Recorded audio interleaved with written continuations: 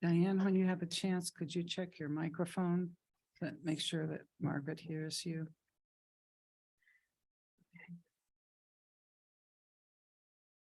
Can you hear me? Yes, can you keep it close like that? Yes. Thank you.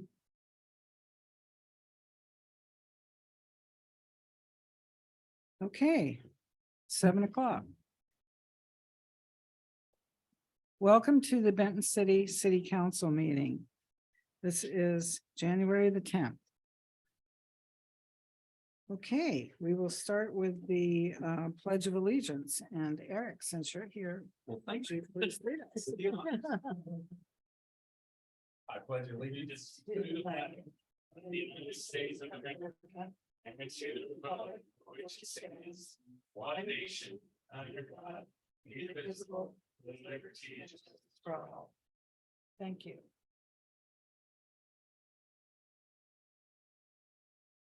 Okay, roll call, please. Councilwoman Wadsworth. Councilman Sandretto, Here.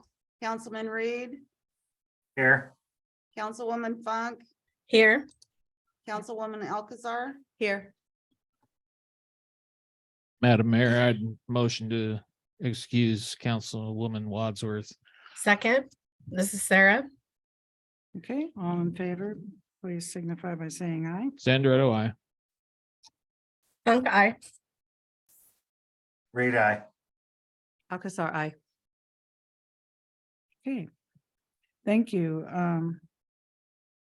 Councilwoman Jessica Wadsworth called in and let us know in advance, so she is definitely excused. Okay. Madam Mayor, I make a motion to approve the consent agenda as presented. Okay, Second, all in favor, please signify by saying aye. Sandra, aye. Funk, aye. Reed, aye. Alcazar, aye. Okay, good. Well, then we can just move forward then. Go right to our discussion items, I think. We need to approve the agenda first. Yeah. Mayor. Okay, yes, I have it right here. Thank you. All right. I need a motion to approve the agenda for January 10th. Okay, I'll motion to approve. There's no changes. Second. All in favor, please signify by saying aye. Sandra, aye. Funk, aye. Reed, aye. Alcazar, aye. Okay. Are there any staff reports this evening? Madam Mayor, this is Sarah Funk. I have one staff report. Oh, sorry, it's a committee report. Okay. My apologies. We don't Sorry. have any staff reports apparently, so we'll move forward with the committee reports. Did we need to open the floor for visitor comments? After this, I think.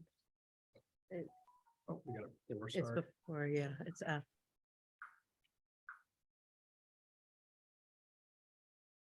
Okay.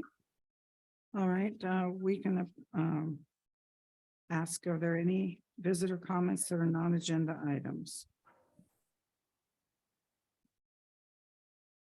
Okay.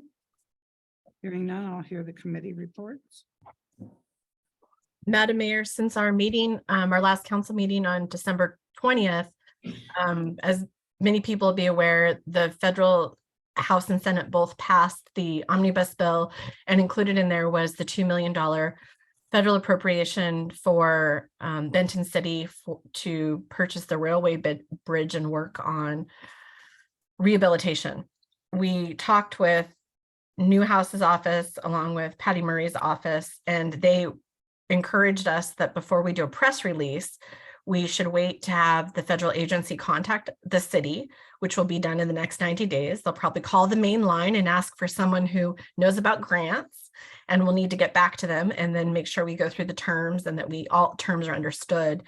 We're welcome to draft a press release now, but they asked and strongly encouraged that we wait to release the actual press release again until we have that discussion with the federal agency, go over terms, and then Newhouse's office would be happy to provide a comment on our press release and release it also once the time is appropriate. I believe they said it would be about 90 days before we knew for certain. Correct. We could say we know for certain, I believe, but I think that we need to know for certain all the terms that come with it. And the timing for, like, you know, are they just going to write us a check and et cetera, et cetera. So we'll have a stronger press release if we can wait a little bit of time to get the additional clarification. Okay. Thank you. Anyone else? Since our last meeting, the only thing I have is the executive committee meeting for Ben Franklin Transit. It was really uneventful. Nothing to share with the group. Okay. All right.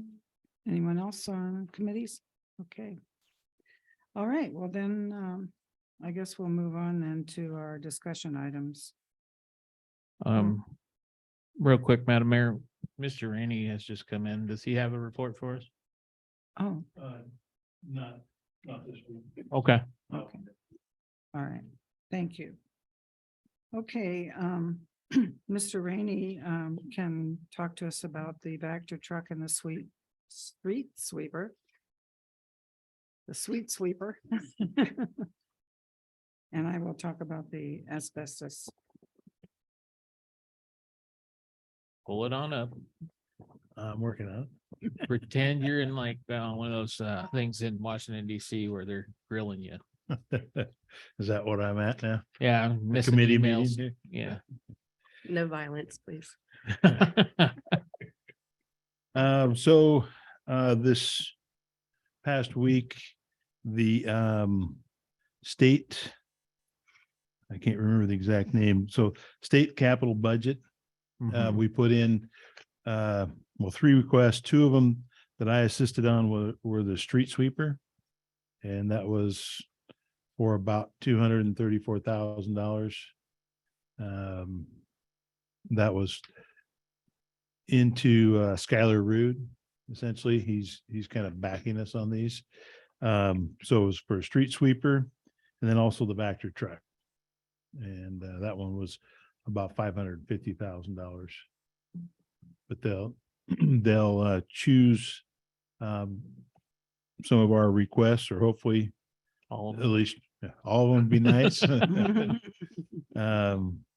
But they will pick out of everybody's requests items to add into the state budget. Okay. And then the third one that we turned in was for the asbestos remediation at the old city hall. And I'm going to introduce now Josh Damon, who he prepared the report and has the information on that. Good evening. Can you hear me? Yeah. All right. So I provided the a hero report and an attachment and email. That's the one right there. I'm just going to go like high level overview of what we found and what we discussed. We're not able to see it online, what's being presented. Give JB just a second and we'll see if we can get it up there.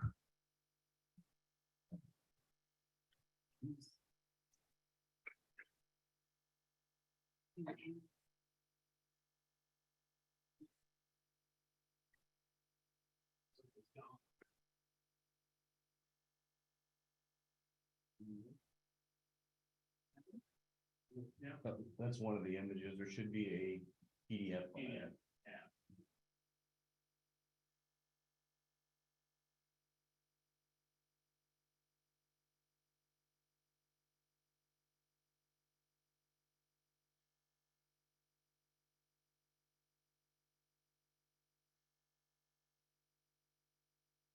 That will be one of the talking points, but later in the report.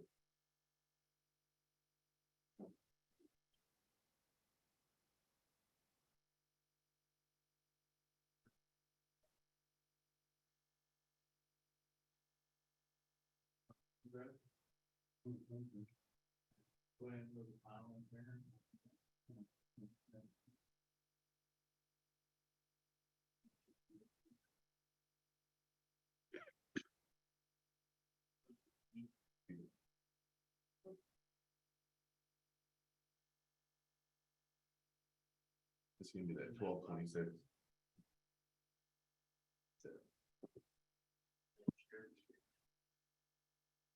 Oh, you got it, Sharon. Can you see that, Sharon? Yes, I can see a diagram as built main floor plan. Nope, that's. That's not the one I want. Go back to-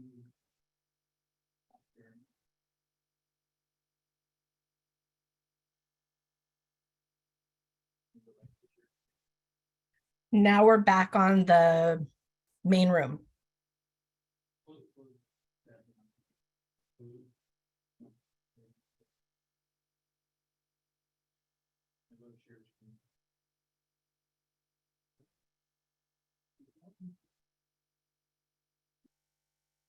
There you go. Now we can see action. Contracting, consulting, environmental. Okay. That's it. All right, so my name is Josh Damon. I'm the owner of Action Contracting. I was asked to do a hair inspection for the triennial for 708 9th Street, the old city hall. That inspection is required every 3 years. And I'm just going to do a high level overview of what we found. So the scope of this is back in 2017, PBS performed this hair inspection and did an initial walk down and sampling. They found asbestos in the floor tile, the roofing, and the mastic under the floor tile, as well as the men's bathroom. They also had mixed results, less than 1% in the mastic of the carpeting upstairs and one other gypsum panel samples. Gypsum is drywall, sheetrock, also known by. Generally, when you have a mixed result, you would do further sampling. Now, I'd like to define what asbestos containing material is because I referenced that a lot in this report. Anything is considered asbestos containing if there's 1% or greater asbestos found in that material. So what we had done is we went through and we re-verified the known asbestos, and we sampled additional gypsum panel, mud, tape, and carpeting mastic. So I had performed that per the EPA standard. I had it analyzed by the lab. I'm not going to go over every sample and result that's included in the analytical report, but I'll give you the summary is the drywall wound up coming back as non-detectable by the lab. They did have one blimp at 0.03%, but the other 5 samples that I took came back as non-detect. So what they did with that 0.03 samples, they did what they call a 10 point, which is where they count it 10 more times in 9 other spots. And they all came back as non-detect. So the lab reported that as non-detect. So to follow up with the PBS report, the drywall came back as a non-detect for asbestos. And that story also holds true for the mastic, which is another word for glue, basically on the carpeting upstairs. So that came back as non-asbestos as well. I believe PBS had a 0.2% on their sample for that. So we did the follow-up sampling per the EPA, and it came back as non-detect. On page 4, I have a inspection summary of the materials for those who are interested in what was and was not asbestos. And I have them listed out as the black mastic. There's 25 square feet in the men's bathroom underneath the vinyl flooring. That mastic, that glue is asbestos. Upstairs, there's a patterned gray and red tile. It's 9 by 9 squares. It's visible in the closet in the code enforcement office, as well as the 2 closets in the back break room. It's presumed to be under the carpet everywhere else throughout, as underneath the carpet, there's a thin underlayment, about 3/16 of an inch of wood, and it's potentially under that. I peeled that up in a few spots and I did find it. So the assumption is that it's everywhere, as I didn't pull the whole floor out. Those were the only 3 things that came back as asbestos. The tiles, and the glue for the tiles, actually both came back as asbestos, and the black mastic underneath the men's bathroom floor. There's a list of everything else that was sampled in accordance with this inspection. And then I started talking about regulations. As per what I usually do when somebody's trying to tackle an asbestos project, I let them know kind of what the laws and rules are, just so they could be a little prepared. I talk about the different classes of asbestos on page 5. So there are 4 classes of asbestos work. Class 1 is thermal insulating material. We don't have any of that there, so it's not really a concern. Real real quick, I'm not seeing the Oh, go ahead. vermiculite insulation in the attic. So I can go back to that. So the plans that I was presented with, sorry, forgot the name of the company. The previous company who did the inspection back in 2017 actually took enough samples of the roofing and the insulation to determine that the roofing material itself was asbestos. The plans that were provided for the renovation did not show a disturbance of that roof. Therefore, there would be no further sampling needed, as it wouldn't be disturbed.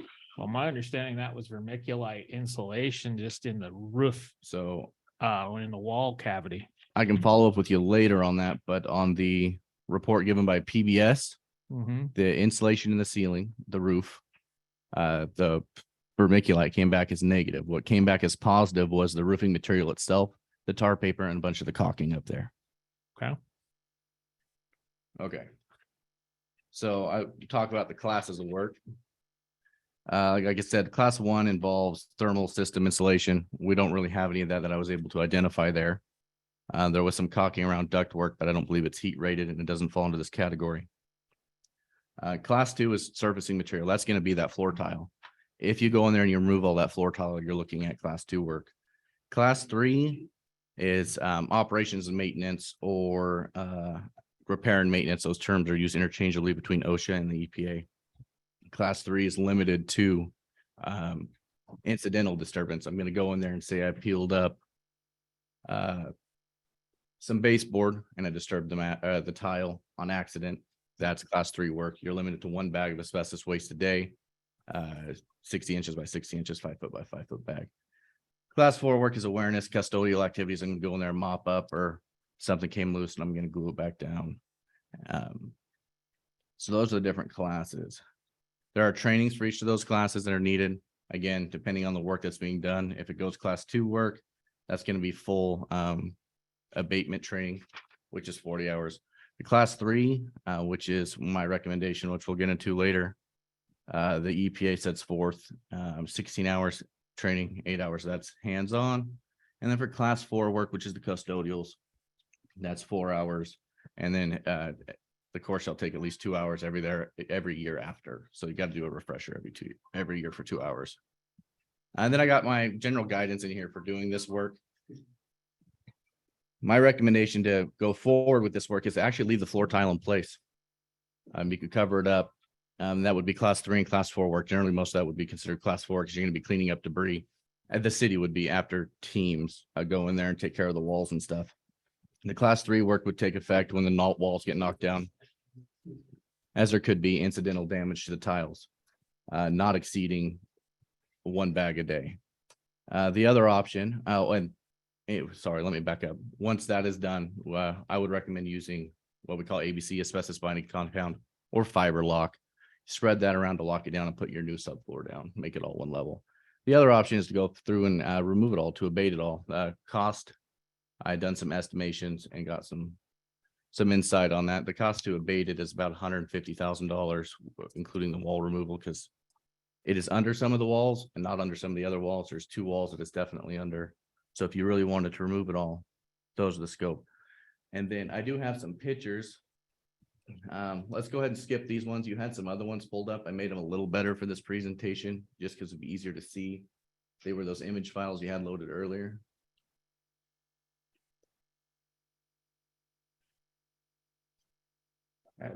The top 2. Yeah, I also put them in a PDF, which I don't see there. So that's the main floor. You can see I was able to find the tile in those purple shaded areas. Under the reception desk, I was able to pull back some of the carpeting and glue, and I found it there. And that's what is leading me to assume that it's everywhere underneath that carpeting. There were some bits and pieces around some posts I found, but the closets back there in the break room, I know that's really hard to see, but that's the farthest south right on the photo there that's purple. Those are visible, as well as in the code enforcement room. Online, we're not able to see the document that you're referencing. We see a document that says analysis report prepared. Stand by. Thank you. You're going to have to hit stop sharing again. Then go back to share your screen.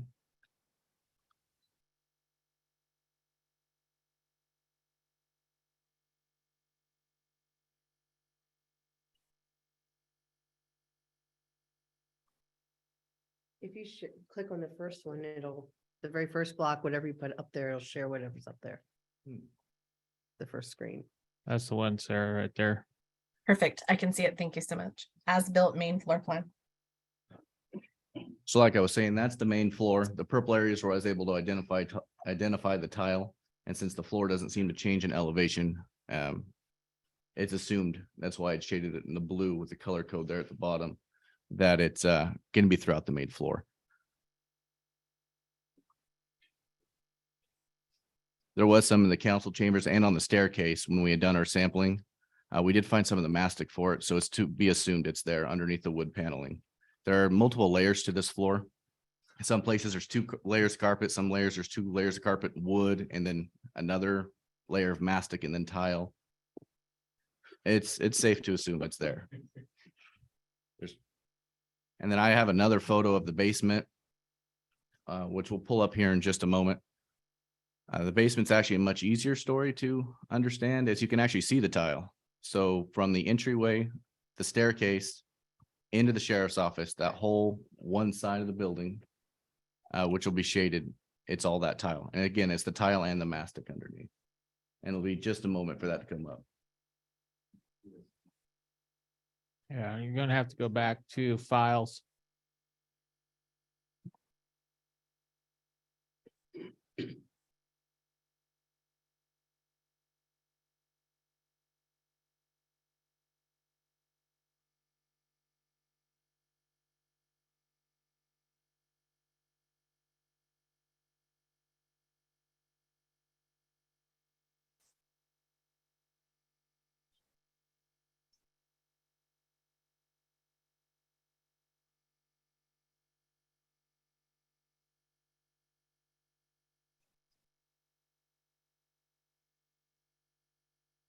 If you click on the screen up at the very top on the left, everything you put up there will be shared. Oh, yeah. Mhm. Go to your left, JB. Where See it it? says screen, where everybody's the gallery. The one that says blue there, that says screen. Nope, down.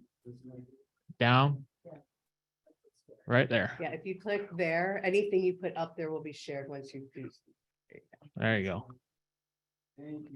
We got the basement floor plan. Thank you. All right, so as you can see there in the men's bathroom in the bottom left, that is shaded like a brownish color. That's where we have the mastic for the vinyl. It's not the vinyl itself, it's the glue that's holding the vinyl down. The rest of the area there is shaded in purple on the left side. That's where you can find all that 9x9 red tile and mastic, and that's all 3 to 4% chrysotile asbestos, just like the tile upstairs. And so I just wanted to point out where that was. I'm not going to go over, like I said, all lab results, but I do want to talk about, again, a little bit of my recommendation is I've been done this for the last, 15 years, been doing asbestos work. My recommendation is to cover it. If you want to save cost, time, once you encapsulate it, it's no longer a hazard. It can be marked off and it would save the city a lot of money. And that could be done as class 3 and class 4 work. And that means, So class 3 work, as I had discussed earlier, that's repair and maintenance. It's usually custodial work. It's usually maintenance individuals. It does require training, 16 hours of training, and then a refresher every year. Class 4 work is awareness and cleanup. Basically just says, hey, we're going to train our guys to let them know asbestos is there, teach them how to handle it if it needs cleaned up. so you don't need an abatement company. Per No, se. an abatement company would fall under class 1 and class 2. Okay. Class 1 would be for thermal and class 2 would be for servicing materials if it's going to be removed in large quantities. And do you have an estimate on the cost for that? I did do an estimate, and for the estimate with the abatement company was $150,000. Right, no, I mean, for just sealing it. For just sealing it, it's about 68. 60, okay, And that's including the tearing down of the walls, so we can get every bit of it sealed. okay. And did the council have any other questions regarding the report? This is Sarah Funk. My first question is, so has anything been submitted to Representative Skylar Rood's office? Yes. What? is the It request? has, we put the most highest estimate in for 150,000. Thank you.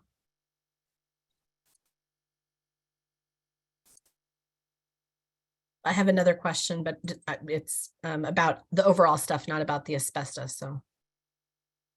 I'd leave that to my fellow council members. Okay, are there any other questions for Josh? Okay, Sarah, you can ask away. Perfect. Thanks so much. I appreciate it, Madam Mayor. So we know that all three of these state capital budget requests have been submitted to Skylar Rood's office. Has Skylar or Connor acknowledged receipt of any of the three of them? What they do is they send you back a PDF that it's been received, and we have received those. Perfect. And then I think what Representative Rood said the next step in the process was after they received them was him and the other representative in our district, along with the senator, would be reviewing what items they're willing to sponsor and put forward from our whole list, which would happen probably this week or very early in the next week since session's about to start. Did they give you any feedback on timing for letting us know what they'd be willing to move forward with? No, Whether it's one or all three of them? no, I don't think so. No, we've Okay. just gotten the receipt back. And so then I would say, so I think the next step is they should come back and say, out of the three things we've submitted to them, what are they willing to, when they look at everything for the district overall, what are they willing to take forward? And then based on what they're willing to take forward, my understanding is the timing, will be as they're in session, which goes through what, end of March this year or early April?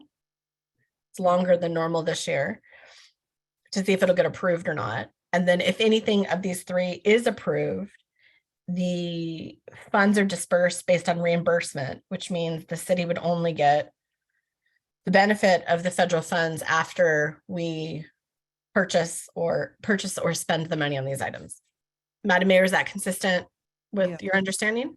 That's my understanding as well.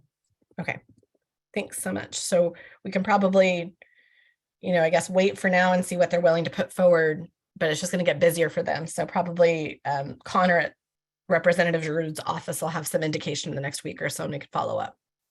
Okay, Thank you. thank you. Okay, well, thank you, Josh. You're welcome.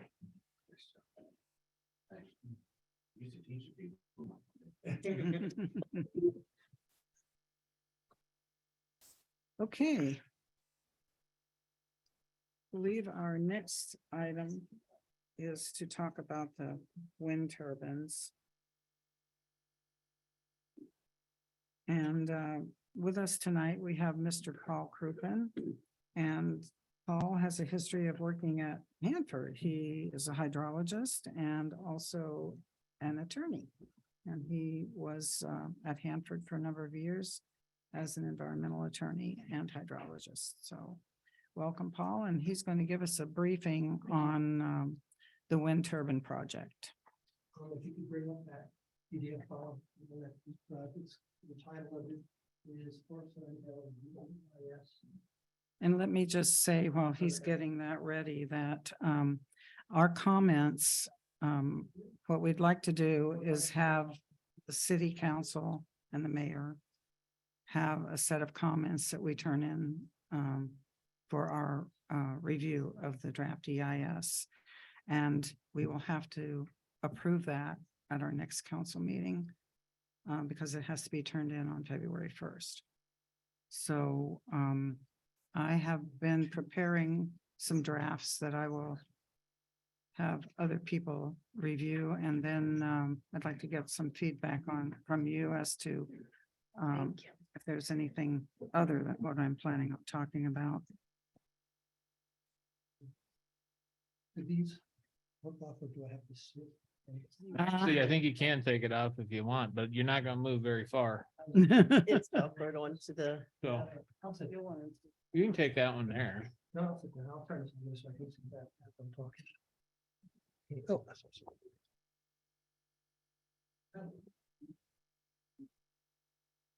Hey, can everybody hear me okay down out there in Margaret, can you hear? home Paul? council chambers? Yes, you- we can hear you. Yeah. Is very- uh, Speak very- just a little louder if you could. Yeah, I will try to speak a little louder. My name is Paul Crouppen. I live in South Kennewick. Mayor gave me a brief introduction. I've been with the federal government for 30 years. I retired in 2003. I built several companies, PR firm, publishing company. I have a patent on a search engine technology. I've been basically now just a retired environmental protection specialist and a once upon a time attorney with too much time on his hands. And so in August, I met up with Save Our Ridges and TC Cares, which are two of the 501c nonprofit groups in Tri-Cities, both of which had met me and learned of my background and interest in helping people understand how to deal with environmental issues and projects. And so I started getting involved with this project. We started by studying the ASC, the application that was online at the FSEC site. And we were waiting for the DEIS to come out, and it came out finally on December 19th. And with that, public comment period was set in motion. And right now, we are now on embarking on a DEIS review process, and the comments close on the January 31st, unless there's an extension. Now, I'm not talking about pro and con on the project. There's interest on all sides on this. What I am going to talk about is what we as a group, not just me, but I know of at least 48 people by name who are actively reviewing and commenting on this DEIS now. And I'm familiar that we're all coming up with very similar top issues. So I'm going to tell you what those top issues are. And then I'm going to share with you what we've really discovered inside some of those issues, because they're really important to Benton City. Yes. Did you do a definition of DEIS? Draft environmental impact statement. Now, I'm not going to really talk process here, other than to say the most important thing that anybody in this town can do right now and is comment on the draft EIS.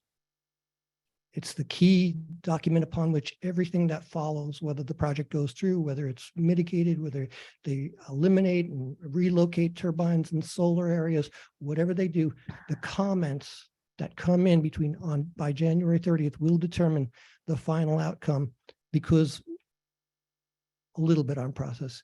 The draft EIS goes in, the comments come in, FSEC, the Energy Facility Siting Evaluation Council, reviews and then says we need to do a revision or a supplemental EIS, but eventually they come out with a final environmental impact statement, and then they have a staff recommendation, and that goes to an adjudication judge, an administrative law judge. And he looks over what the agency recommends and does, and they identify and then litigate in a judicial setting contestable issues. Now, FSEC has its own administrative law judge. His name is Judge Torm, and the last EIS pertaining to the last project that went through his adjudication process was Whistling Ridge in the Gorge. And the reason why that is important is that he set forth the path and defined how he analyzed many of these same issues. And so if you look at Whistling Ridge, what we did is me guiding, two nonprofits and many other people, is we begin identifying and analyzing these issues with the end in mind, using Judge Torum's decision as a guide to how to do this. And then we start looking at the comments that are coming in. So the big issues that we see, the turbines themselves, there's too many, they're too close to people. They have significant disturbance to the ground. And nope, don't move yet. Please stay on that front page. Yep, right there. It affects too many people. And DEIS as a document that needs to be revised with this and come out with a supplement. It fails to analyze lots of things, but the most important things are that fails to analyze the impacts on the people who live in the Tri-Cities. Benton County residents are impacted by this project disproportionately. And we've done an analysis using big data. We actually had a volunteer provide his big data and analytical services. So we had a big data analysis conducted. And basically this project is impacts Tri-Cities 20 times more than every other project in the state, in Oregon, Washington, and Montana, and in most of the states across the country. Basically, all the other projects are in the middle of nowhere and affect very few people. We are seeing impacts of 100,000 people at 6 miles. And I'm going to show you graphics which really show this in detail. We have issues with the way they describe the project. We really don't know how big a project this is. We know it's 30 miles across and 10 miles wide. We know they're proposing 244 turbines at 2.82 megawatts per generator, or 150 at 5.5 megawatts per generator. We don't know really where they want to put those. They've given us 2 maps, the whole project on 1 page with micro corridors. You need a microscope to see these. They didn't identify where the turbines were. It's a flaw in the EIS from our standpoint. There's a lack of alternatives. It's a blank check, take it or leave it, all or nothing approach. They want maximum flexibility after they get a decision out of FSEC to do what they want to do. That's a second problem, the lack of alternatives.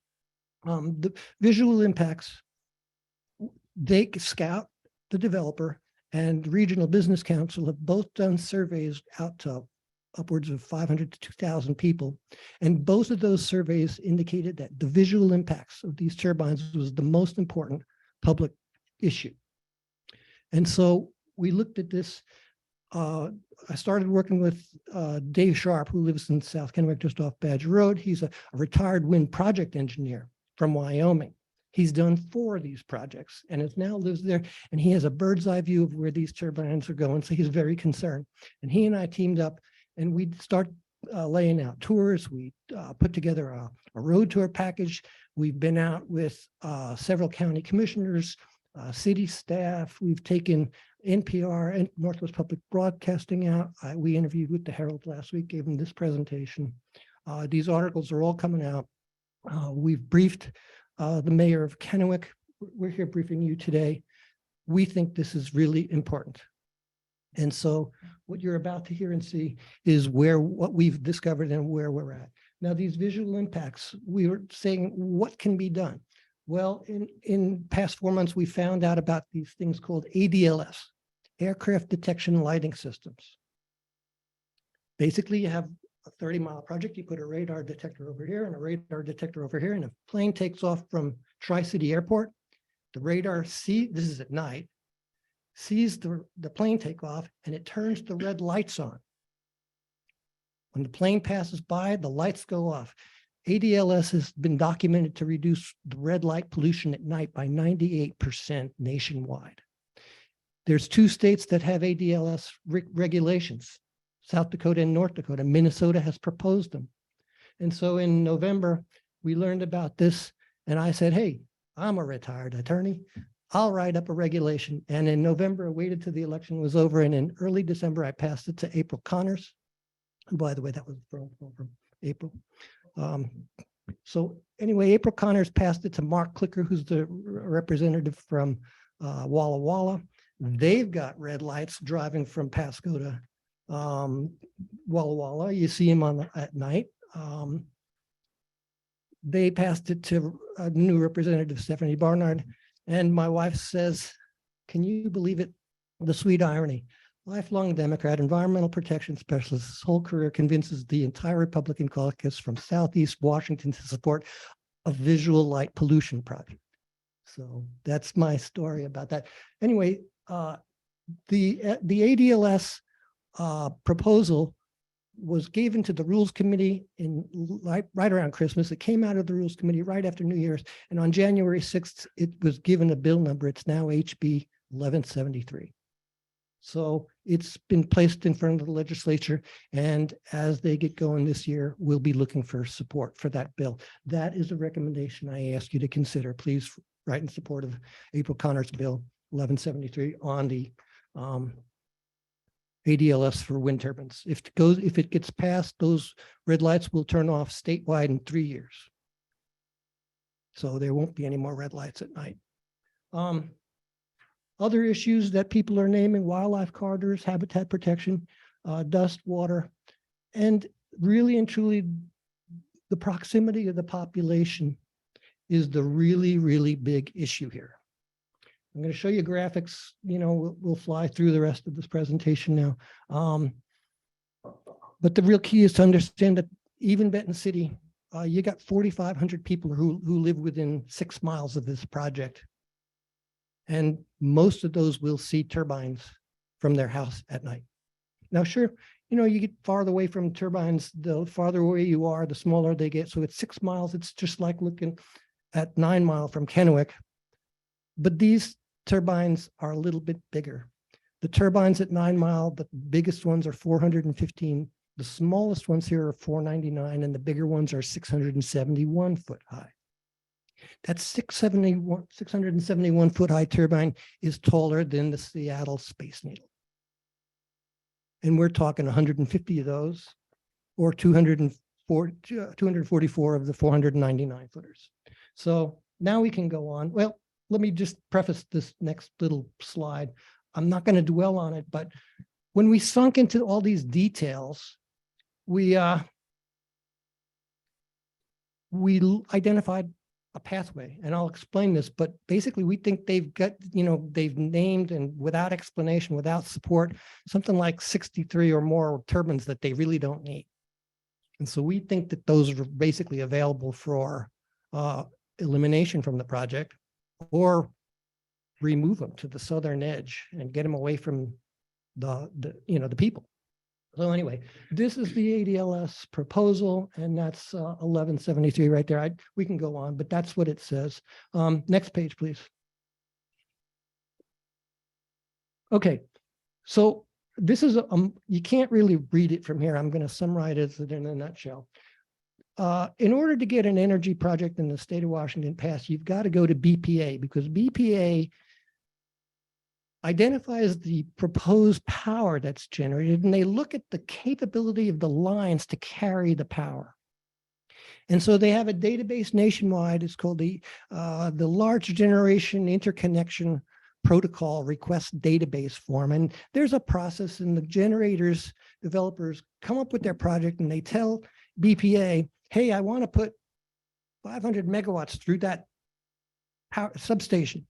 And BPA then replies with 3 different forms in a row, reports in a row, but basically they say, we can do it. You can go ahead to the next step, or in order for you to do it, you need to spend some money and do some upgrades to either substations or lines. And so that's what happened here.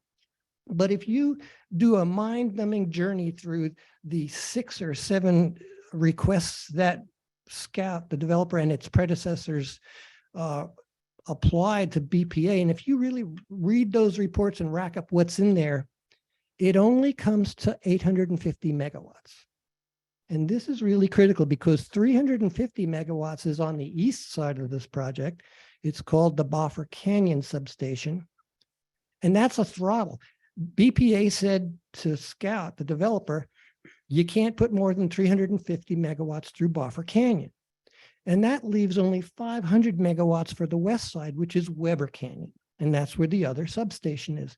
And so you have 350 on the east side and 500 on the west side. Now, none of this is in the draft EIS, and that's the problem.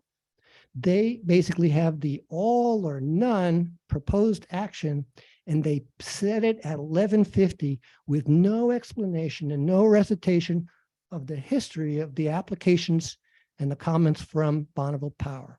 And that's a flaw in the draft. Yes, it's a proposed action issue. It's remediable, but the 850 now gets divided up between the 30 miles across. 350 of it has to go through Boffer Canyon, and the rest is here. Another issue is that they don't then tell us how many turbines are going to be over there and how much solar is going to be over there, and the same thing on the west side. So they don't describe the balance between turbine and solar.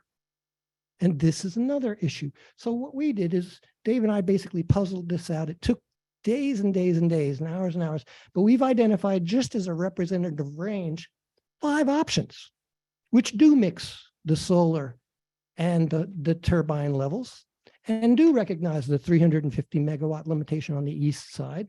And we still see excess turbines that should be eliminated from discussion.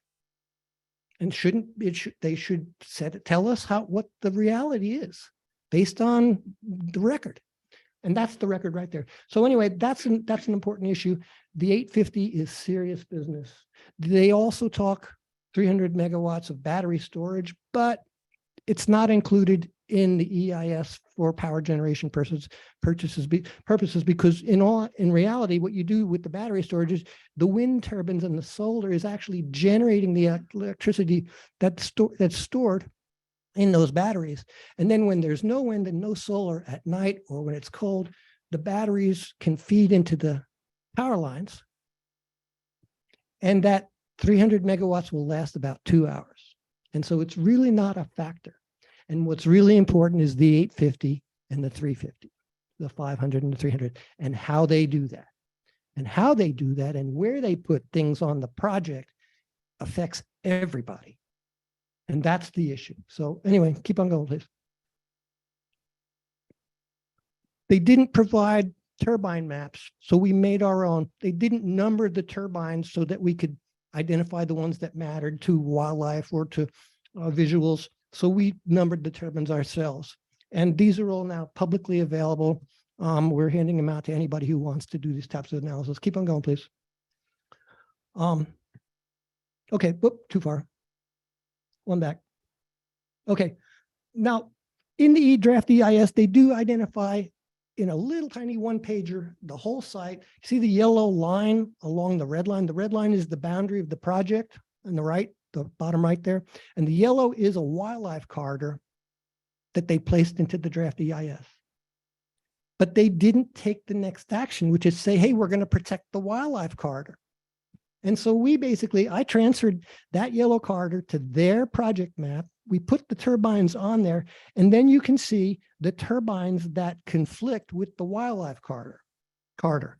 And then the literature, even in the draft EIS, they have literature with references that says to protect the wildlife corridor, you basically, don't place turbines and other infrastructure a half a mile away. And so I put the half a mile in the light green. And then there's the corridor. And then there are the turbines that should be eliminated from consideration because of a wildlife conflict. And that's how we do this analysis to come up with the type of recommendation that Judge Torem wrote in his decision for Whistling Ridge. So that's just a simple example for just one little tiny section. That's Weber Canyon. It's right here. That's where we're recommending they eliminate turbines. And that's how we get there for wildlife. Next slide, please. Okay, the visuals is the next big issue. They identified it. We're out there, we're looking at 9 Mile, we're looking at driving around and seeing what 244 turbines, trying to figure out what's this really mean to us. In the draft EIS, they gave us that little map on a one pager, and you can sort of see green and purple, sort of some yellow in the middle. Can you really see the visual impacts on that slide? No. And the reason is it goes from dark green to yellow to purple. And you don't see the gradation from low impact to high impact. What you see is dark is low, yellow, the lightest color, is 100 turbines visible. And then their purple is 150, 175, and 200 or more turbines visible. So anyway, I said, oh my God, I can't see what this is telling me. So I opened up my Photoshop at home and I did a color replacement, and I used the National Weather Service temperature maps on your cell phone. I used the same legend that the National Weather Service uses to go from low temperature to high. And they go from yellow to pink or orange and to blue. And so when you look at the recolored map, now you're seeing the river, which is down low in the valleys. And then you get up a little higher, and now you're looking at homes and properties that are built along facing the ridge line. You can see the ridge line. And then you're seeing, and on their maps, they have a 5-mile and a 10-mile radius around their project. And that basically shows you in a much clearer fashion that everything north of the river on the Pasco side is going to be seeing 200 or more turbines. And the river, every property along the river on the north side is going to be seeing 150 to 200 turbines. And then you've got this side of the river, the south side of the Columbia River. And that grades from the yellow to the pink to the blue also. And so, you know, that's what we did into the one pager. Now let's go on, please. I'm going to just get close. They did an analysis and they picked out what's called key observation points and representative viewpoints. I'm not going to dwell on this, but you see that table of 11 representative locations. They only picked one residential area, and that was Claude Felter at Triple Vista. Every other area they selected was down in the valley in the middle of nowhere on a rural road. That's a problem.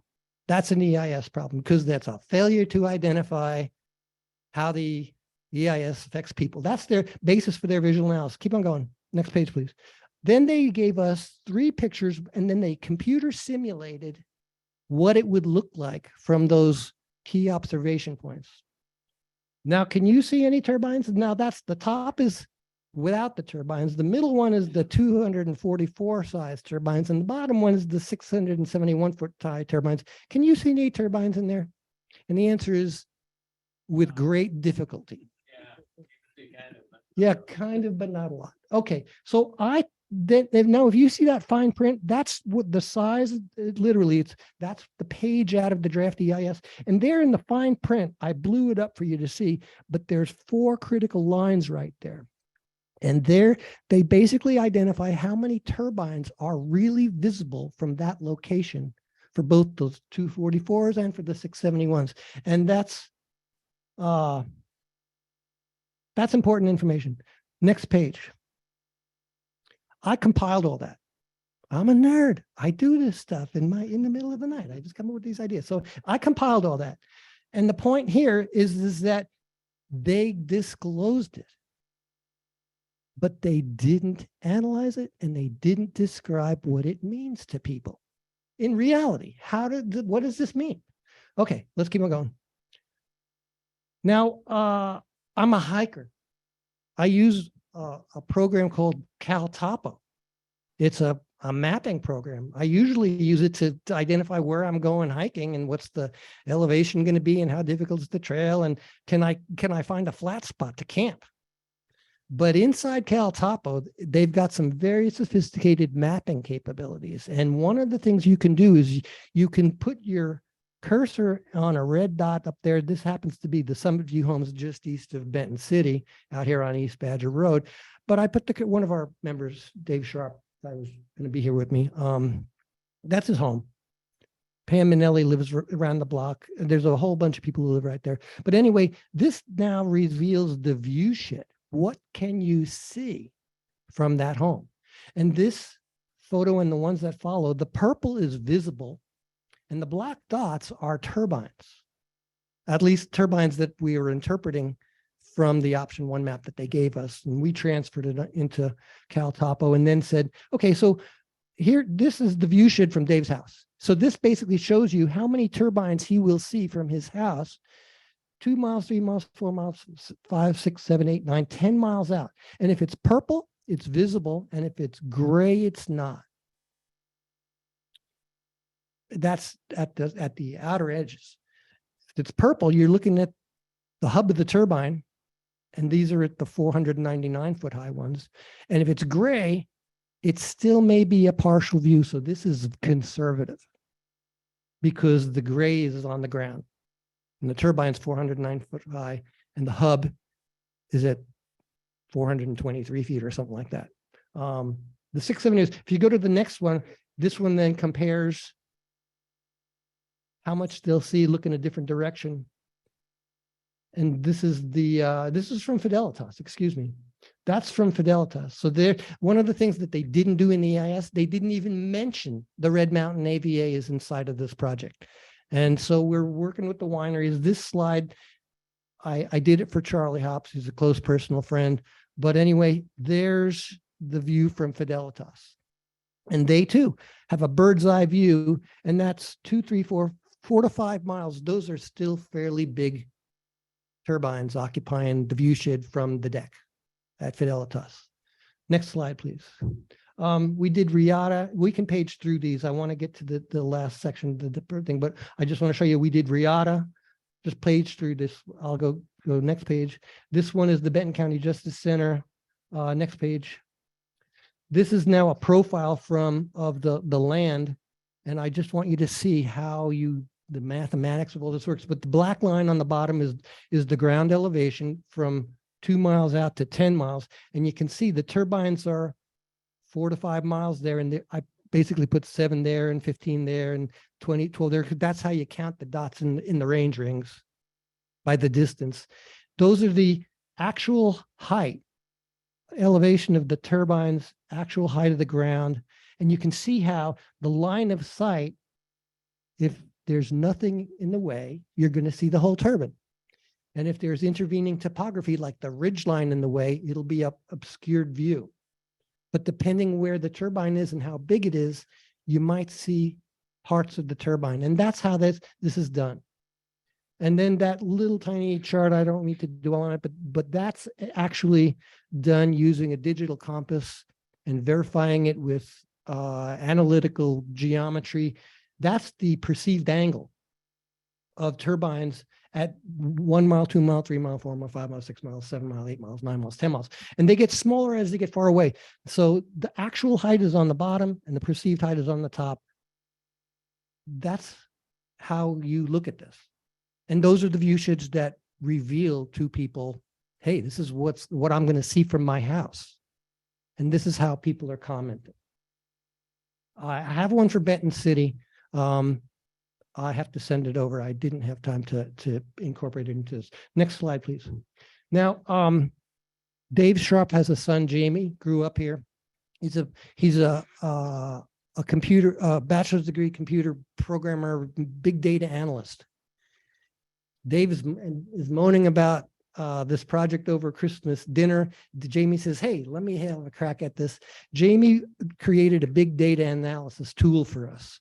He brought in from the National Wind Database, Wind Project Database, operated by the U.S. Department of Energy. There's a data set there. You can download it. Anybody can download it. But he brought in all the wind projects for Washington, Oregon, Montana, and he's now got the whole database in there. But you can see on the top left there, you can pick Washington and then pick by county, and it will change all the graphics and the analysis that you then see. So with this one set on Washington, the graph at the right and the 2 graphs on the bottom, that's every wind project in the state of Washington from big to small. And that's what that shows, is that the Horse Heaven project is the biggest project with the most turbines and the highest turbines in the state. Next slide, please. This one looks at population. Now we brought in another database. We used the US Census database. And then we basically looked at how each project in the state of Washington and these other states, you can we gave you the link to this. You can play with this all you like. It's in the PDF file that I sent to Linda. But you can basically compare every project in all those states and all those locations against Benton County, project by project and by miles, the distance. Because what we then did is we looked at the impact on people. Now the bottom graph on the left, versus every other county in the state. So the graph on the bottom with the big blue line and then all the small ones, that's Benton County compared to every other county in the state of Washington. I think it says 6 miles. Does that say 6 miles? 6 mile radius. 6 miles. And the 6 miles is important because if you live in South Kennewick, that's about how far those turbines are away from downtown Kennewick on the ridgeline. That's 9 mile. And so, and the 6 mile also is important in the visual analysis references, even that they used in the, because they used the BLM analysis, they used CISA, the Clean Energy Strategic Alliance guidance from years ago. And the 6 miles is basically, that's the size of a turbine that sort of is no longer matters to people that much. And so the 6 miles is a crucial distance here. Because if too many people are living closer than that, they're going to get upset. And at 6 miles, that's what the literature research says. It's probably out of sight and mostly out of mind from there out. Okay, next slide, please. We're getting to the end.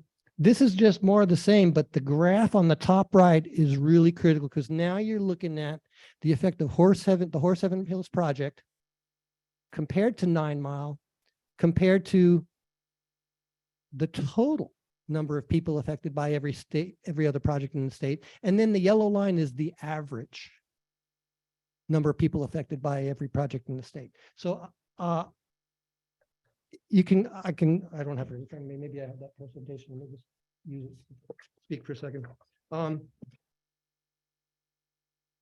At 6 miles, you can see the difference goes 6 miles, 2 miles, 3 miles, 4 miles, 5 miles, 6 miles.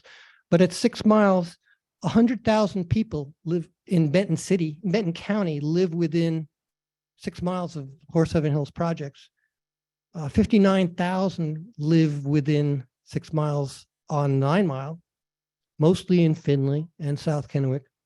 And then the total number of people who live within 6 miles for every other project in the state combined is 19,000. And then the average for every other state is only 2,178. That's US population census data from 2020. Now, the previous page, you can look at it, but basically we did this over time. And so you can look at the growth of Benton County and compare the growth of Benton County to every other county in the state. And the growth in Benton County, we are the fastest growing county in the state of Washington. And so this is critical information because this is not in the EIS. They failed to analyze it at all. And they also failed to take our future land use growth into account.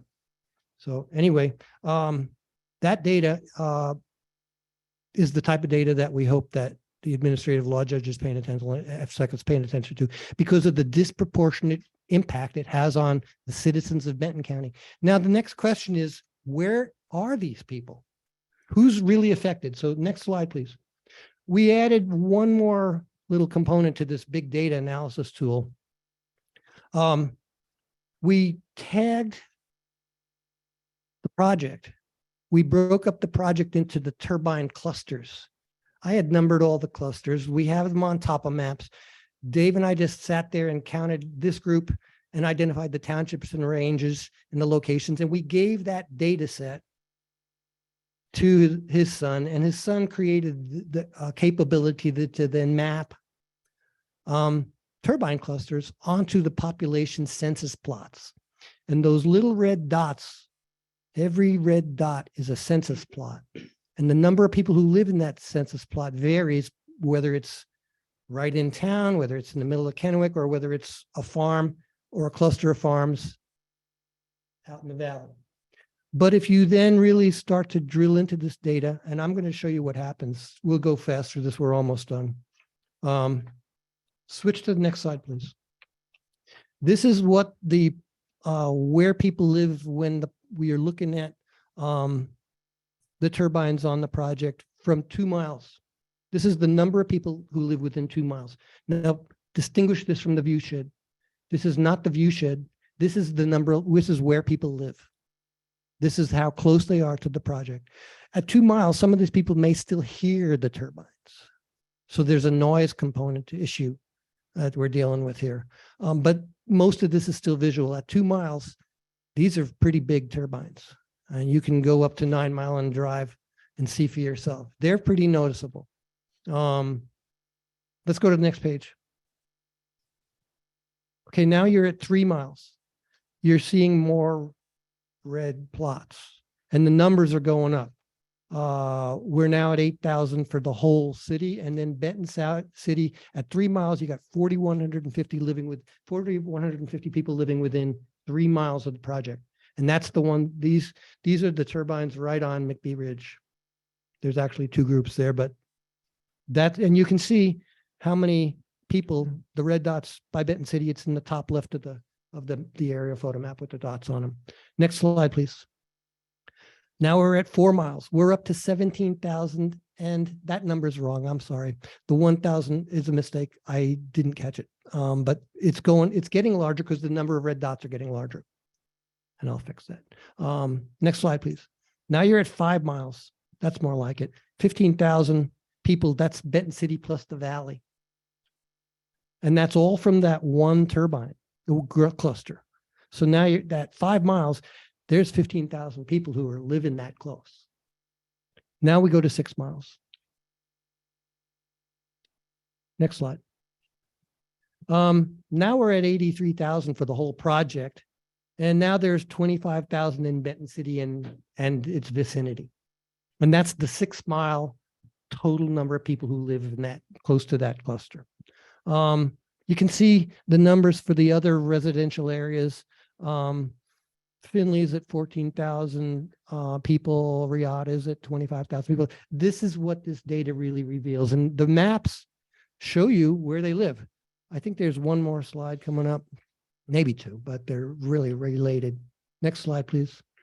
Okay, I just looked at the Johnson Butte turbine cluster because I wanted to just show you with one turbine cluster, there's about 6 in that one cluster, and they're all right on Johnson Butte. They've got turbines proposed for both sides of the highway, so that if you're coming up from Matilda, you're going to be entering the Tri-City Valley by going through the land of the towers. Those towers will be right there on either side of the hills that you see when you're driving the highway. And then from Coffin Butte north for 3 miles, you will have 8 square miles of solar arrays on either 4 miles and 4 miles of solar arrays on either side of the highway, on both sides of the highway. And the Boffer Canyon substation is going to be right off Coffin Road too. So that's what it's going to be like. We're turning this from nature and agriculture into industrial power complex. And that's what this is really going to be like.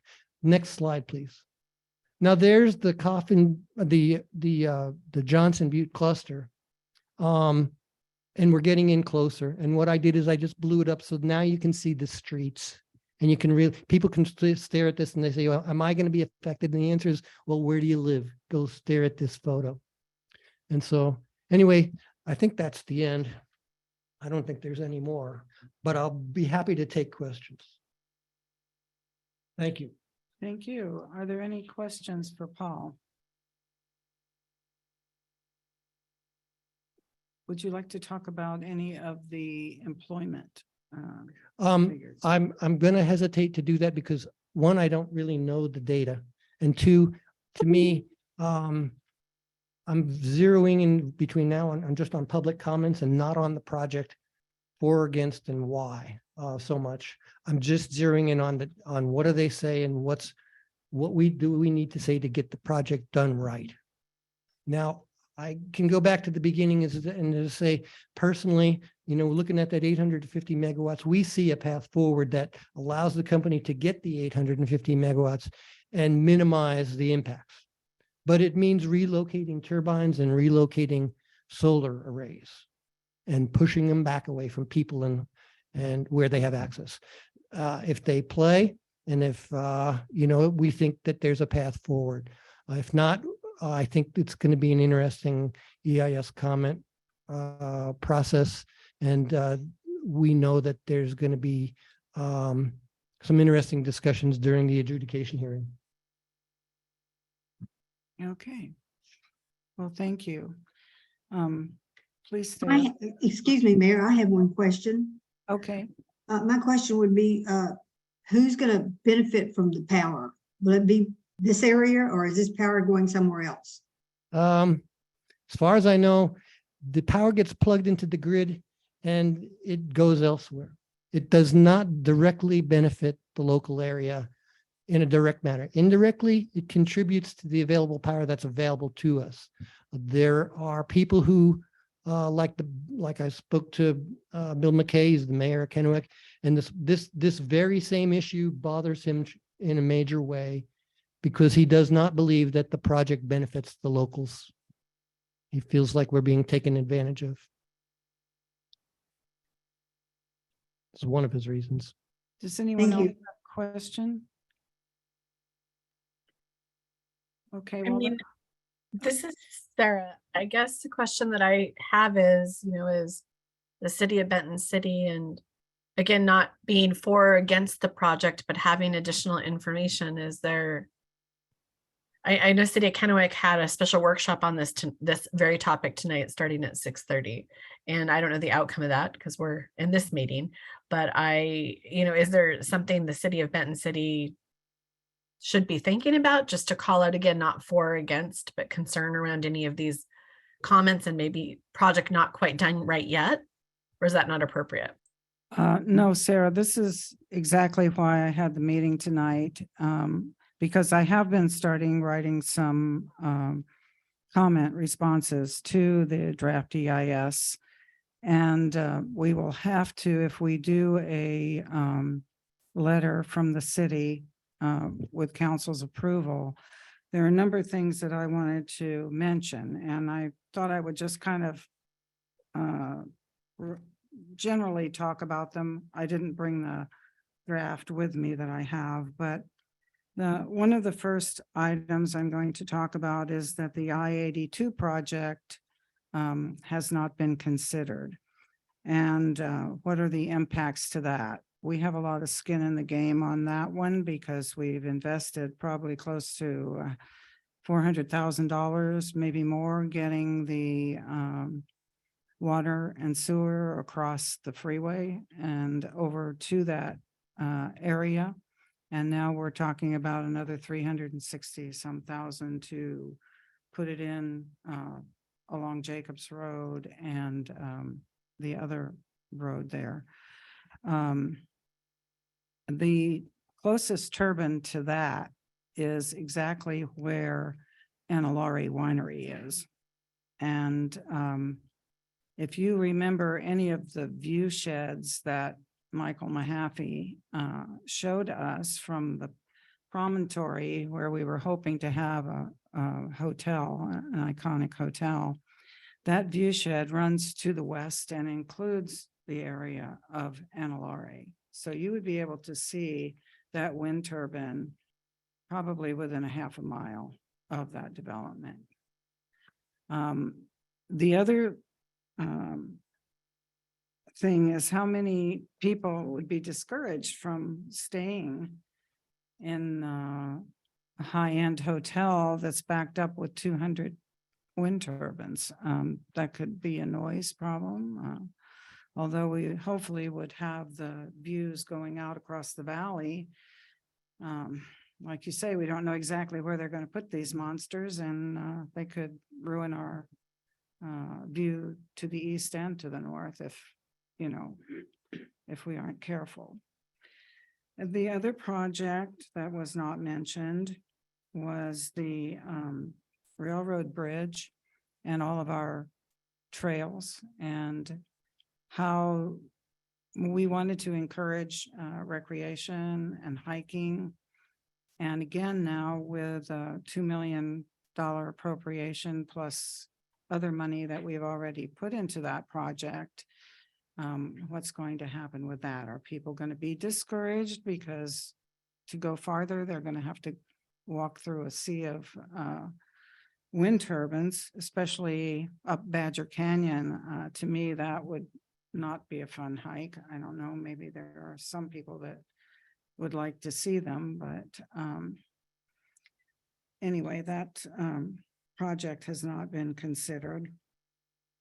I think you've heard me talk before about the viewpoint that was selected for Benton City, and it was right in front of approximately where the new, where Les Schwab used to be. And the view goes down the valley, and the sign for the Just a Minute Mart covers one of the turbines completely. There's a tree next to it farther down, but that covers another turbine except for one blade that you can see sticking out. And then the others, like you said, you can't see them. They're like, we all know that they're bright white when we drive up and see them in the gorge. But these are like faded white, faded into the mist so that they don't show up very well. May I? I just would like to offer some insights into where you're seeking to go and offer some recommendations here. The very, very best thing I'm recommending people do right now is work on their comments between now and January 30th. And if we get an extension, it might be February 15th, but right now it's January 30th. And I've been doing EISs my entire career. I can't tell you how many I've worked on. It's in the tens, over time. I've been a land use project manager for DOE. I've worked on all sorts of projects, but the best comments capture four things. And this is where I hope you just remember this one little rule. It's called the IRAC rule. Issue, rule, apply the rules to the case, to the facts, and make a conclusion. And the conclusion has to be something that's going to help the project or help the government agencies that's doing it, in this case, FSEC, fix the problems.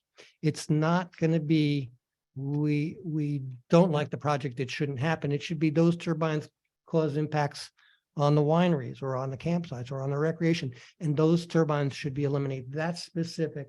And then those rules, you really need to go the distance to do this well. Otherwise, they are too easily ignored or just rolled over.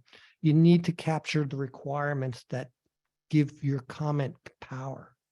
Why you have to state why it's valid. You can do this citing the regulations. Every one of these issues just named, there's a SEPA requirement, and SEPA is not very long. You can just name SEPA as the reason why this is important. It's a SEPA requirement. You don't even need to say which one. The agency's staff will take care of that for you. But every one of the things you named, from the hiking, right now, McBee is the top training hill in the region. You've got people going up that hill day in, day out, all times of day and night, because it's 1,000-foot climb in 1 mile, and that's what they are seeking. And so it is a target destination for the region. Those turbines may kill that because there will be prohibited access from the ridge line on, and you won't be able to get access to the ridge. Paragliders take off from the top of McBee Hill and all these others. They have an interest. Then there's the wildlife corridor along the ridge, then the ferruginous hawks with this endangered species. There's 2 endangered species in there, 14 on the watch list. And the DEIS is remiss in identifying or committing to protecting those. And the literature is replete with research which shows that turbines impact 2 things. This is solid as it comes, is real estate values. It's harder to sell homes. It's harder to buy. It's easier to buy them because the values are depressed depending on the proximity of turbines. And then the second thing that is replete in the literature is the impact on tourism. And so there's plenty of research out there, and you don't need to name a lot, but you need to name some things to give it weight when you submit your comments. So this IRAC process, I urge you to basically just take your time, do a really good job, try and find something, but use the IRAC elements Yes, and thank to you. write a sentence or two and make a conclusion. It needs to be Right, I have that process that I got that from you, and I plan on following your advice. well. I So sent just- Linda this PDF file. There's a live link in there that goes to the big data site. You can play with it all you want. I have sent Linda a series of links and, little tiny guidance on how to use IRAC and where are the WACs for FSEC. So I've given out the ammunition that you need to do it, but now the work needs to be done. I just encourage you to take your time, zero in on the issues that matter to you, and then do your best to throw comments in there. You don't need to be emotional. You just need to state the facts as you know them and say, we care about this. And I should tell you that City of Kennewick is working on a letter. City of Richland is working on a letter. And those letters should be available to you because they're going to be in the paper. Harold will have access to them. And you might want to model your own after you see what your neighbors do. And you can chime in and agree and express support. April Connors is coming out with the ADSLS proposal. She's seeking support and letting people know that you like this idea is a great thing to do. Those are the types of things that I would hope that you get involved with the FSEC process. FSEC@wa.gov is the email. They'll take anything. You can upload pictures, you can upload videos. I've taken videos of the red lights at night on Highway 12 and I put them on there. And you have to know there's probably at least 100 people who are going to submit comments. And so, and the other thing that I sense, I can't prove it right today, but I sense that there's a growing interest in this project and that it'll probably trigger a lot more discussion in the next few weeks. So. All right, thank you. So I'd just like to highlight that some of the things I was planning to include, and some of them are what you have talked about with the distance to populations. I'd also like to point out that we are an underserved community and we have about 38% Hispanic in our school.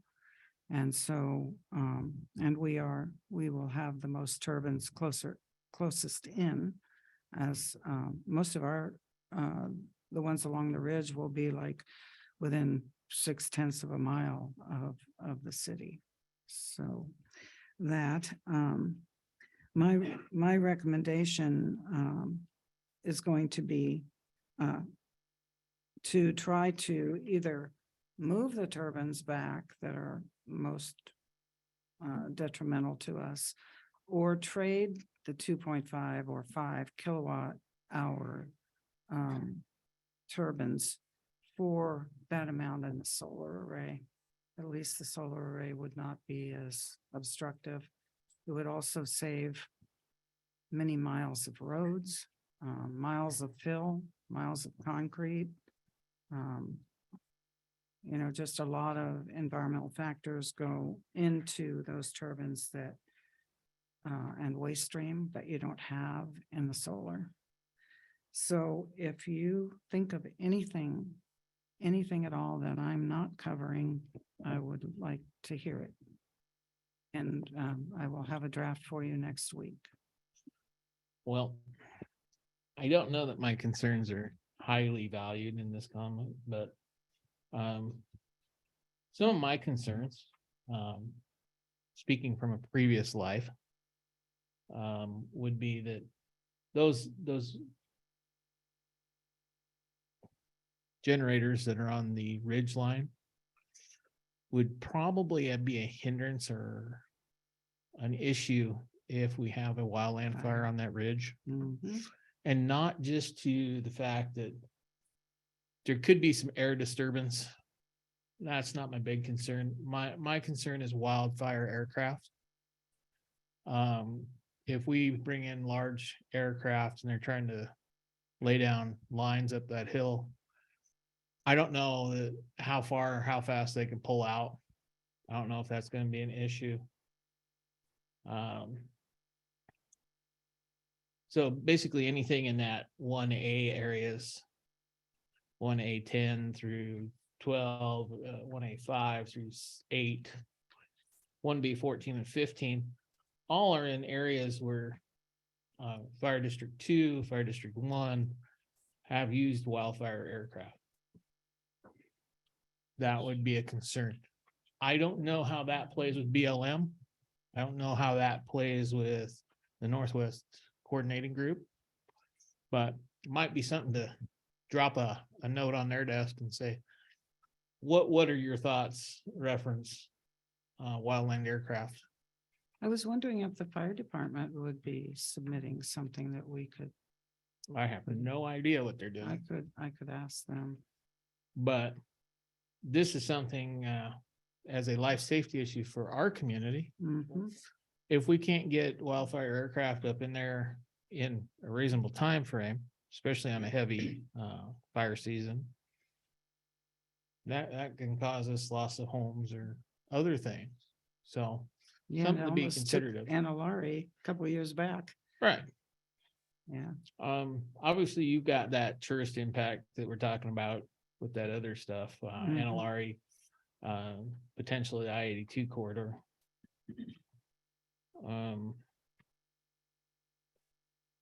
See. That's really, I think, the biggest thing I can pull out of this It's a good one. is how, Mhm. how does that affect those firefighting aircraft? Now, when it gets up onto the top, those are wide open spaces. And most of that is not using aircraft.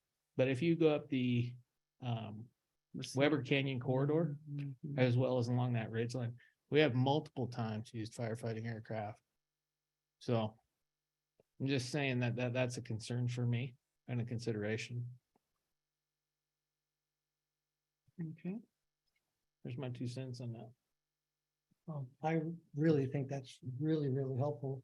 Highly recommend you, if you wish to make sure I can spread the word on that, I'll inject it into the people, let the people I know who are working on this know about that issue. Yeah, anything that's gonna be in that BLM corridor on the ridge line, that would be a concern for me, or anything going up like Weber Canyon or even the Badger Canyon draw. Because you can have potential to put any size of plane. I think the largest we've ever had was probably DC-10, but you can still get fairly decent sized aircraft. And not to mention, on several occasions, we've had helicopters with buckets. That's not gonna be good for them to deal with either, trying to avoid that up on top of the ridge. So anything to push those back from the ridge for safety of those fire crews and fire aircraft, I think is important. Good. Thank you. Anyone else have any thoughts that they'd like to have incorporated? I was thinking about how you were suggesting switching out turbines and going with solar, but wouldn't that still limit trails and hiking access? It depends where they're gonna put them. Which we really Where they're don't gonna put know, the right? array. The solar arrays are mapped. And Okay. in actuality, the solar arrays, if you take McBee Road south from the peak, Mhm. from the ridge line, you won't cross onto where they put the solar arrays for 2 miles. But then the next 2 miles and 4 miles is all solar arrays on McBee Road until you get to down by Sellards Road, crosses it. Again, if you just open up the draft EIS, there is a project map. The solar arrays are on the map and they're in yellow. You're very easy to see where the solar arrays are proposed for. There are all sorts of people trying to recommend more solar and less wind turbines. The county, interestingly enough, we talked to the county on Monday. The assistant director says, well, we have a problem with solar because these solar arrays are so large. They're proposing to take out 11 square miles in solar arrays. And if you add more solar arrays, if you go to 13 or 15, it takes out agriculture. Mhm. Well, the county's policy, one of its biggest policy priorities is protecting and promoting agriculture. And so the solar literally on an acre per acre basis takes out ag land. And that's an issue to them. So not everybody sees solar as a beneficial trade-off. And so, but this is the process we're in. Well, I think from our perspective, we've been proactive in green energy because we've put in that solar array that runs our lab, our shop and our lift stations.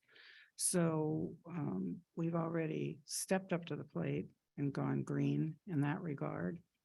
And so I don't think that we can be called, NIMBY. Because we have invested in that, and that's our preference over wind turbines. So, yeah. All right. Well, thank you all for having me. This has been a pleasure. I sure do appreciate the opportunity to come and share where we're at on this. And we're, again, just trying hard to see if we can get to a good decision. Okay, well, thank you very much. Thank you. Thank you. Very educational. Appreciate it.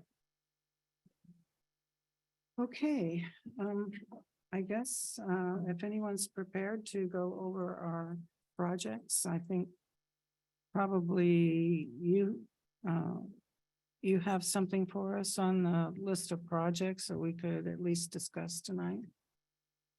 These aren't all encompassing, but they're at least the public works projects.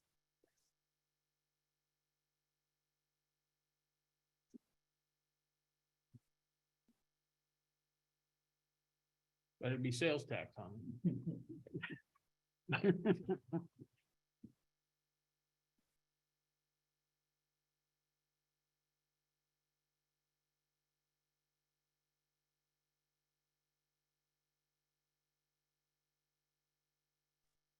Alan, do you have a version you're able to present also so we can, Bill and I are able to view it online?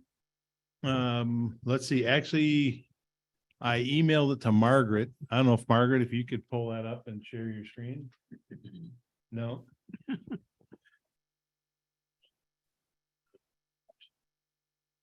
Can you email it to Sarah, JB or? can you email it, Sarah? Can you email it to me? I'll email it, Sarah. Actually, I probably can. Yeah, I'll forward it to.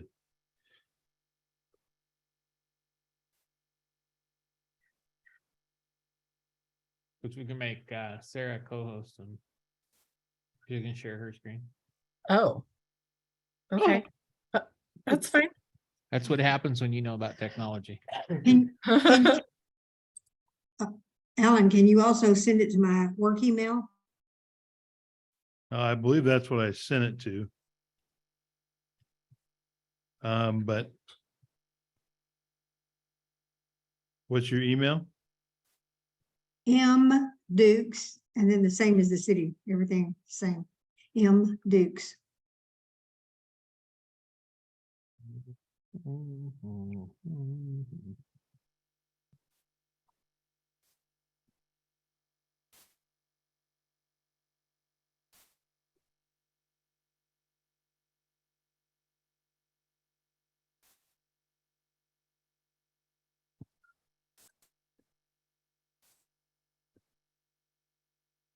Oops,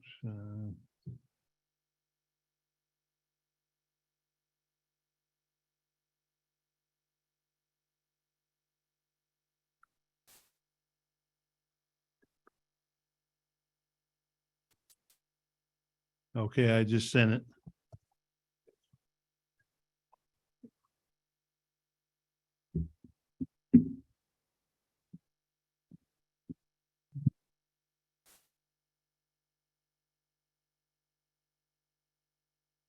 Carla, it looks like you just sent something too. Is this the same file? It is.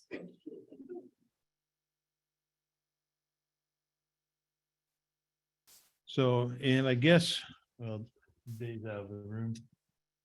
Oh, okay. So I think rather than try to go through a list, I added a lot of stuff onto here at the bottom called other potential city projects, capital expenditures. These are just a list of things that have been talked about over the years. But I think one thing that's pretty critical to this is the budget. Because can't really move forward with anything without knowing how much money is there and how much we expect to bring in. Unless you're the federal government, you can just add a couple billion to it. I just am paying the city engineer a little less. I'm just kidding you. I know.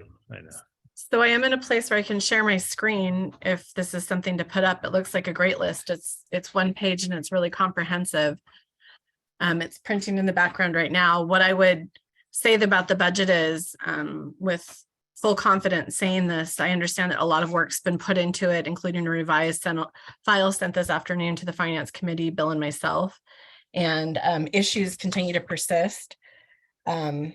It looks like there's been some improvements from our workshop 3 meeting on December 15th to our council meeting on Tuesday, December 20th, and the version that was emailed today. However, things like city streets are still being duplicated for 2003 and 2004 for the TIB project.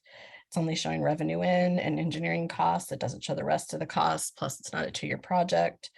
There's been a lot of emails back and forth on transfers and intergovernmental stuff, and those are still not fully applied. And if that's because of the vendor, if that's because of the administration's wish or whatever, they either need to be fully removed 100% on the revenue and expense side, or they need to be ran all the way through everything. And that's still not the case. So personally, I don't think we as a city, first and foremost, in administration, and second as council, are in a position to be able to talk about funding priorities tonight, because we don't have a budget that is clear and indicative of where things stand. Yeah, and I guess that would be my recommendation too. And I know the staff is working really hard to, clean up the budget. It's been a 2.5 year roller coaster on the budget, I know. And so I guess my suggestion would be to start thinking about some of these things. And once the budget is squared away, then we can sit down, and I would, recommend having a workshop to where that's, some of the only things we're really looking at.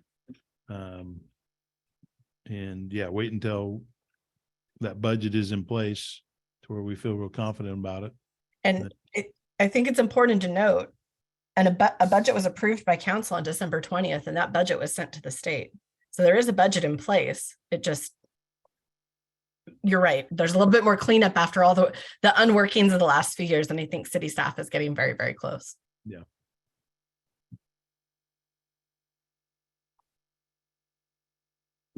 All right. Yes. So Up we're to you gonna guys think what you about wanna it. do. Bring it back to the table. Well, what do you think? Month? Did you want to talk about any of it now? Well, I don't know that there's much we can talk about. I think Sarah's right. Dollars are important to understand where we're going. So we have the ARPA projects in place. Right up the top. Yep. Yep. And then we also have a few Funded? state funded projects that we'll be working towards. Mhm. 2 here you see is on the right is the SR 225. That should actually be PED Xings. That's That's- ped. You're Yeah. close. So that is partially funded. What we have funding for, One. well, yeah, essentially one, but we get the design of all of them done. And then we'll construct at least one. We're pretty confident, and if there's more, we can do, maybe 2. But then the plans are in place to whenever the city either has extra money or we get extra funding, then we can go out and work on those. And the other one that we show is funded is in orange. There is a riverfront park bike path. Yep. And that's to go from the existing bike path around Bataka Loop down to the bridge area. All right. And so, which will tie in nicely with the refurbishment of the bridge decking when that comes in. So a reference to Dinah Dale water line, sewer line, those are all essentially new lines to replace that, which is gonna There be is a abandoned? on the Dinah Lane that goes down there now, there's a sewer line that goes from close to the intersection of Dale and 7th. And it cuts across to the paved area on Dinah. Mhm.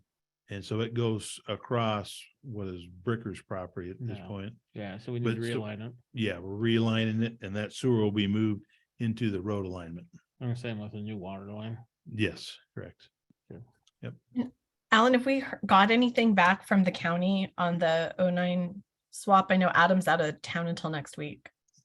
Yes, they are having internal discussions on that. I was able to talk to Matt Rasmussen and Matt and Adam are fully behind it. They are having discussions with their attorneys at this point. And that's kind of where they have left it. So they're trying to come up with either the agreement language or the ability to do the money swap. So we That's might fine. not have those funded yet then. That's what you're telling me. Yeah, we're still waiting for it. The staff is, they feel that it should be moving forward and there's a couple hurdles internally that they need to get over before they can send out the agreement. Is this something that's worth it to bring up to our Commissioner Michael Alvarez now that he's in place?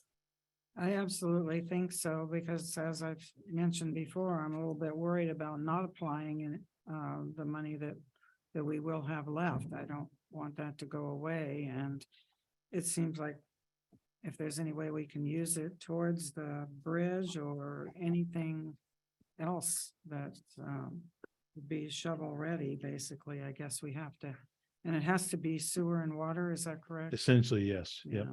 And the roads are not included. Roads, yep, they're not allowed, Yeah, unfortunately. Quickly. but Yeah. I don't want to be losing that money. I'm happy to take an action if you think it's appropriate to call Michael tomorrow. Yeah, I saw him last week. I went to his Inauguration. inauguration and Yeah. I wanted to talk to him about a number of projects. So I can follow up with it, Michael. Got it. Thank you. And then the other question I had, Alan, was on the project list that you have, where does the TIB project and funding fall? Is that on here somewhere? Actually, as you mentioned that tonight, I did not include that. So There's that, so much. Okay. yeah, so that's the TIB chip seal project. Hmm. So citywide, so we'll be contacting TIB and starting to move forward with that. And we're gonna try to coordinate that with the county, do work at the same time to hopefully decrease costs.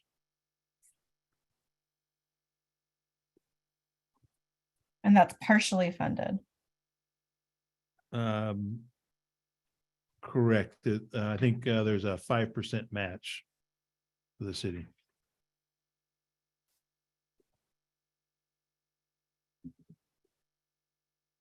I think it's, some of these projects, maybe the other part that I would note for tonight, while there's been absolutely tremendous amount of work going on, and this is such a exciting time for Benton City. I mean, all of these, projects and the planning, plus more and more and more are great.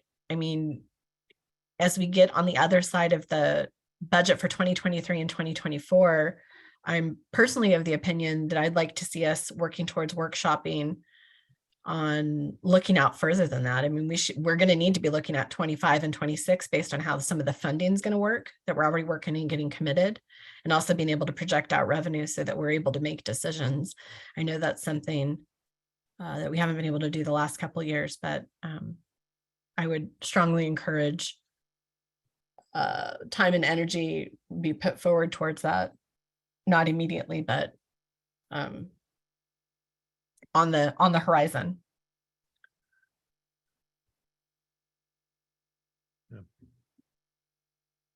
Okay, I'm sorry, I was distracted, and time and energy should be put forth to what? My suggestion is once we have 23 and 24 fully pinned down, that we're looking out further and being able to look at 25, 26 and into the future Okay, from a planning perspective, a Right. longer term planning perspective. yep, I think that's important. Okay. Anything else that we want to talk about here? Well, on project prioritization, kind of, Madam Mayor, do we know when we'll have the city planner job description ready to come back from? I've told posted? her that's a high priority to have that. So hopefully we'll have it pretty soon. I think her recommendation was that she try to figure out what we need first. She's very savvy on the FEMA stuff, which is a blessing to me. So, I think. Can we ask her, figuring out what the city needs will have a material impact on the job description, or if we can actually get it posted, understanding that there may be some movement in job responsibilities, but that it'll cover 90+% of what's required? I told her that it was a high priority for the council. Thank you.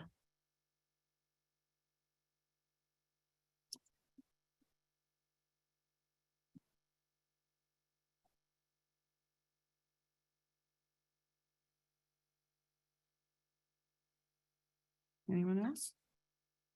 I don't think so, Madam Mayor. Okay, well, Madam Mayor, if I may, just real quick, Sure. I just wanted to introduce Dan, just so Oh, everybody yeah, knows who he is. please. So, you guys know how difficult it is to find people these days, so I had to hire, some green help right out of law school here, so. Mr. Hyde, I'm being facetious, obviously, Mr. Hyde, is. It's not so green. Yeah, right. So, no, Mr. Hyde, I'm very fortunate. He actually hired me when I was in law school over at the city of Auburn. And he forced me to do the infractions calendar. So I figured turnabout was fair play. And so I make him come out here with me a few times. So no, he's excited. He been practicing for about 45 years. Most of that, pretty much all of that, I think, Dan, has been municipal. He started out in Sunnyside in the 80s. Went to SeaTac as their first city attorney for a few years, and then actually started the city of Lakewood as their, not only their first city attorney, but actually helped create the city of Lakewood, which was interesting, and then spent the last 16 years at the city of Auburn. So he's going to be helping me out. He won't be taking the lead or anything like that, but you'll see him around, and he'll be helping with some council meetings here and there, and then also some other meetings that we're dealing with, and then also just a little side fact, he is are you a former parliamentarian or still, is that something that once you were one of those, you're always one of those? So I have been a parliamentarian for a number of years in a variety of organizations. I can't say that I'm doing that right now, but it's whenever you're in the role of a city attorney, you've got that facet.